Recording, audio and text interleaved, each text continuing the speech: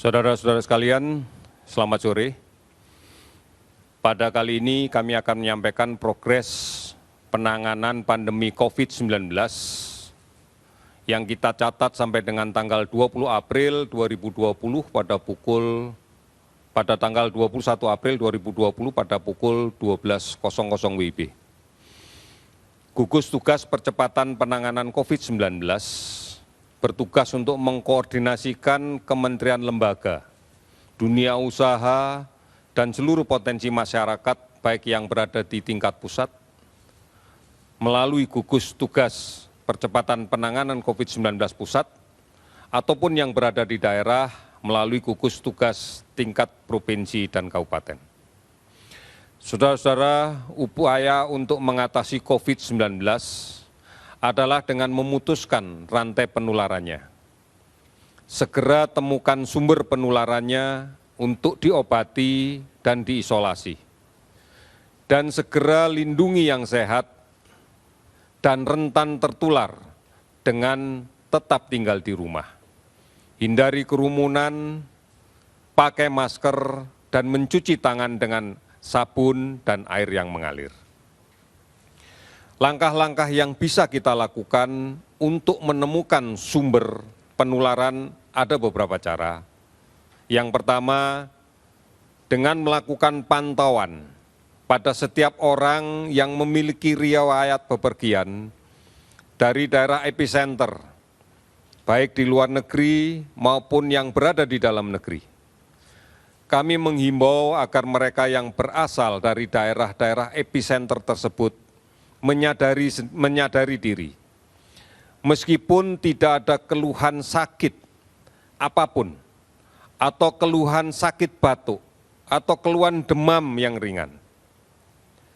Karena semuanya memiliki potensi untuk membawa virus ini.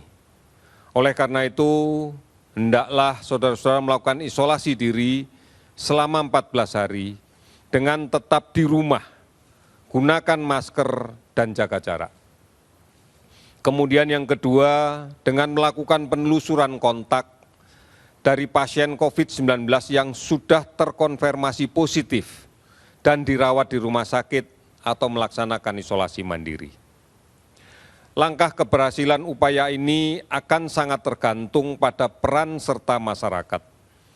Kerjasama semua perangkat, mulai RT, RW, desa, puskesmas, dinas kesehatan, yang sudah barang tentu akan dibantu oleh seluruh aparat pemerintahan setempat.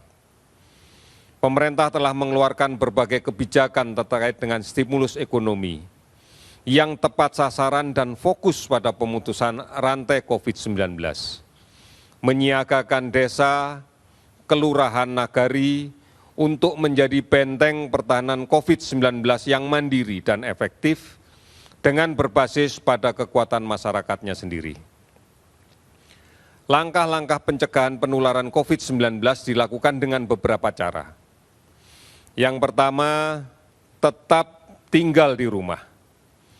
Kita tidak pernah tahu siapa orang yang di luar rumah yang membawa virus. Banyak orang tanpa gangguan yang tidak bisa kita bedakan dengan mata biasa. Oleh karena itu, gunakan masker jika terpaksa keluar rumah dan batasi waktu di luar rumah. Hindari kerumunan orang. Jangan naik kendaraan umum yang penuh sesak. Jika akan membeli makanan, lebih baik beli dan makanlah di rumah. Usahakan membeli dengan jasa pengantaran. Apabila sudah selesai, segera pulang. Lepas masker, cuci tangan dengan sabun dan air yang mengalir, serta ganti dengan masker yang baru. Berikutnya, lindungi kelompok yang rentan. Saudara kita yang berusia lanjut, saudara kita yang berpenyakit kronis, tekanan darah tinggi, kencing manis, asma, kanker, TBC, dan lain-lain. Karena kalau mereka terinfeksi COVID-19 akan dapat berakibat fatal. Oleh karena itu, saudara-saudara sekalian, kami berharap untuk terus-menerus mengikuti informasi yang benar tentang COVID-19. Telah banyak informasi yang kita siapkan, baik di portal covid19.go.id, hotline 119, WhatsApp COVID-19, Hello Kemkes, aplikasi online dan layanan telemedicine yang lain, serta siaran yang terus-menerus dilaksanakan oleh TVRI dan RRI yang disebarluaskan oleh televisi dan radio swasta lainnya. Mari kita ikuti informasi yang benar. Ini semuanya menjaga agar kita tidak menjadi panik, tidak menjadi resah karena informasi yang belum tentu bisa dipastikan kebenarannya. Saudara-saudara, data yang kita himpun sampai dengan tanggal 21 April 2020 pukul 12.00 sebagai berikut. Saat ini jumlah laboratorium yang beroperasi ada 37. Beberapa laboratorium terpaksa harus menghentikan aktivitasnya karena memang reagennya belum sampai. Namun kita pastikan bahwa besok maka akan beroperasi keseluruhannya. Spesimen yang kita periksa sudah mencapai 503.701. Kasus yang diperiksa sebanyak 46.173 orang. Hasil positif sebanyak 7.135. Hasil negatif 39.038 orang. Dari pemeriksaan ini, kalau kita hitung berdasarkan jumlah pasien, maka akumulasi data pasien yang kami himpun dari seluruh dinas kesehatan provinsi kita dapatkan 186.330 orang dalam status orang dalam pemantauan. Data ini adalah akumulatif dan sebagian sudah selesai dipantau. Pasien dalam pengawasan sebanyak 16.763, ini adalah data akumulatif yang kami kumpulkan dari Dinas Kesehatan seluruh Indonesia. Angka inilah yang kemudian akan kita jadikan prioritas untuk pengecekan laboratorium. Konfirmasi positif yang kita dapatkan sebanyak 7.135 orang. Kasus sembuh 842 orang, kasus meninggal 616 orang. Seluruh provinsi telah terdampak. Kabupaten kota yang terdampak meningkat menjadi 257 kabupaten kota. Jika kita perhatikan sebaran pasien sembuh, di DKI sudah ada 286 orang dinyatakan sembuh, tentunya dengan kriteria klinis, membaik, tidak ada keluhan, serta pemeriksaan laboratorium sudah dinyatakan 2 kali pemeriksaan negatif. Jawa Timur 100 orang, Sulawesi Selatan 73 orang, Jawa Barat 75 orang, Jawa Tengah 51 orang. Apabila ditotal dengan keseluruhan provinsi yang lain, maka jumlah sembuh adalah 842 orang.